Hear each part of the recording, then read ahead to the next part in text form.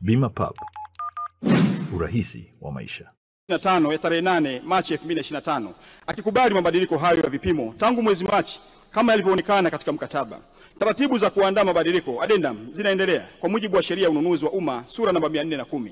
Hivyo gharama halisi za mkataba zitazingatia vipimo sahihi ambapo mradi utatekelezwa kwa gharama ya shilingi bilioni 3,461,712.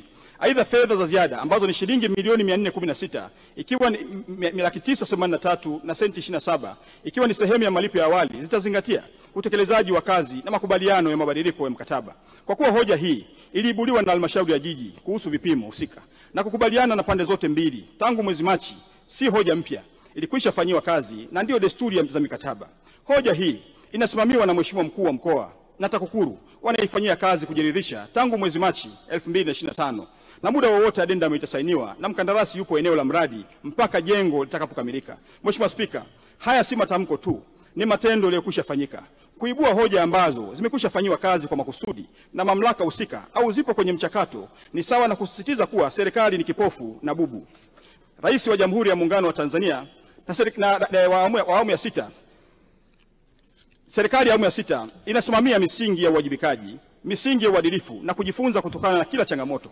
Hatufichi makosa tunayakabili kwa ujasiri, kwa sababu kama alivyosema baba wa taifa Mwalimu Julius Kambarage Nyerere, hatupaswi kuwa na serikali ya kuogopwa bali serikali ya kuheshimika kwa uadilifu wake.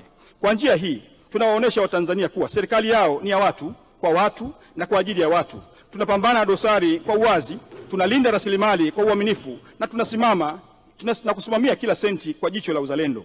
Mheshimiwa Spika, serikali hii imedhamiria kuwa sio tu msimamizi wa maendeleo bali ni nguzo ya maadili ya taifa. Tunaamini kuwa kuaminiwa ni mtaji mkubwa kuliko hata fedha, na kwa kila hatua tunayochukua kurekebisha dosari tunazidi kuijenga serikali ambayo Watanzania wanaweza kuiamini. Serikali inayosema kweli inachukua hatua, na hatua hizi zilizokwisha chukuliwa. Mheshimiwa Spika, niruhusu nisisitize tena, hakuna mahala popote katika taarifa niliyoletewa inayoonyesha kuwa shilingi bilioni 8 italiwa, na kwa kuwa mkataba ni mchakato, ni mwendelezo wa kazi, thamani halisi itaendelea kubaki kuwa kwa mujibu wa marekebisho ya mkataba na hakuna senti ya Watanzania itakayoliwa baada ya kukamilika kwa mkataba.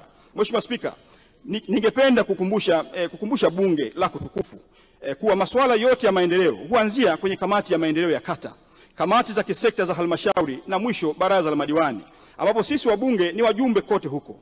Kama miongoni mwetu kuna kitu hujaridhika, turejee kwenye halmashauri zetu kwenye vikao vya kisheria kwenda kupata ufafanuzi zaidi wa jambo mahususi ambalo hatujalielewa sisi kama wabunge. Habari hii inatokea jijini Arusha, inahusiana na hoteli ya kimataifa ya Parrot Hotel. Hoteli hii ina hadhi ya nyota 4 ya ukweli iliyopo Kaloleni jijini Arusha. Jengo lake ni la ghorofa lenye floor 13, vyumba 116 vya kulala vyenye hadhi tofauti. Hapa kuna executive suite, junior suite, executive, standard bedroom, double deluxe na twin bedroom. Parrot Hotel ndani yake ina migahawa miwili. Mmoja ni maalum kwa ajili ya kupata kahawa za aina zote. Sehemu ya pili ni ya kupata chakula pekee. Hapa kuna bar maalum yenye swimming pool iliyopo floor ya 3. Kuna kumbi za mikutano kubwa 2 na kumbi ndogo kwa ajili ya vikao. Katika Afrika Mashariki, Parrot Hotel kwa sasa ni hoteli ya mfano kutokana na ubora wa huduma zake.